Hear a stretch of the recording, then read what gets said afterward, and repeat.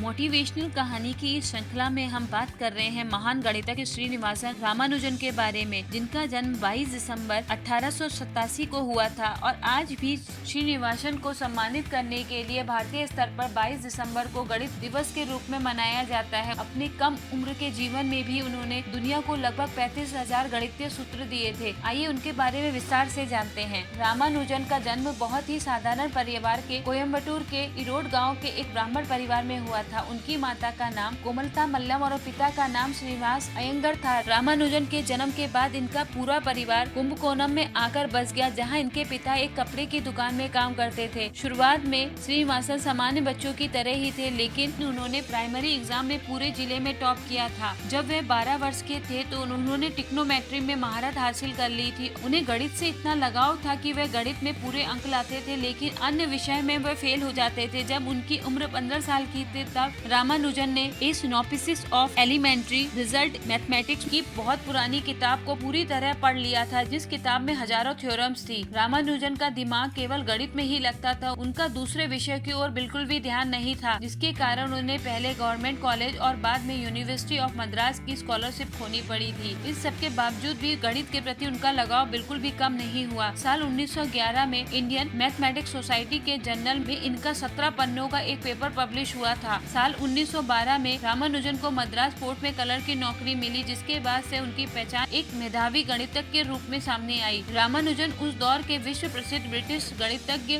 G.H. Hardy के काम के बारे में जानने की रुचि रखते थे। साल 1913 में रामानुजन ने अपने कुछ काम पत्र के माध्यम से हार्डी के पास भेजे थे। शुरुआत में हार्डी ने उनके खतों पर ध्यान नहीं दिया, लेकिन जल्द ही उन्होंने रामानुजन की प्रतिभा को पहचान लिया, जिसके बाद हार्डी ने रामानुजन को पहले मद्रास यूनिवर्सिटी और बाद में कैम्ब्रिज में स्कॉलरशिप दिलाने में सहायता की थी। हार्डी ने रामानुजन को अपने पास कैम्ब्रिज बुला लिया। हार्डी के सानिध्य में रामानुजन ने खुद के 20 रिसर्च पेपर पब्लिश कराए। साल 1916 में रामानुजन को कैम्ब्रिज से बैचलर ऑफ साइंस की डिग्री मिली और साल 1918 में Ramanujan royal society of London के मेंबर बन गए। जब ये भारत लौटे तब भारत गुलामी की जंजीरों में जकड़ा हुआ था। इस समय किसी भारतीय को रॉयल सोसाइटी ऑफ लंदन के मेंबर होना बहुत बड़ी बात थी। तब तक रॉयल सोसाइटी के पूरे इतिहास में रामानुजन की आयु का कोई व्यक्ति सदस्य के रूप में सदस्यता ग्रहण नहीं कर पाया था और न ही आज तक किसी ने की है। ब्रिटेन का ठंडा मौसम उन्हें सूट नहीं कर रहा था, जिसके बाद साल 1917 में उन्हें टीबी की बीमारी हो गई। स्वास्थ्य में थोड़े बहुत सुधार के बाद 1919 में उनकी हालत बहुत ज्यादा खराब हो गई, जिसके कारण वह भारत लौट आए। 26 अप्रैल 2020 को 32 साल की उम्र में उनका देहांत हो गया। बीमारी के हालत में भी उन्होंने गणित से अपना नाता नहीं तोड़ा। वह बिस्तर में लेटे वक्त भी थ्योरम लिखा करते थे। जब कोई उनसे रेस्ट की बजाय थ्योरम लिखने का कारण पूछता था कि आप आराम की बजाय थ्योरम क्यों लिख रहे हैं, तब वे कहा करते कि यह थ्योरम उनके सपने में आई थी। रामानुजन के बनाए गए ढेर सारे ऐसे थ्योरम हैं जो आज भी किसी पहेली से कम नहीं है। आज तक उनके द्वारा लिखे गए थ्योरम को बड़े से बड़े गणितज्ञ भी नहीं सुलझा पाए हैं। उनका एक पुराना रजिस्टर साल 1976 में कॉलेज की लाइब्रेरी में मिला था, जिसमें कई फॉर्मूले थे।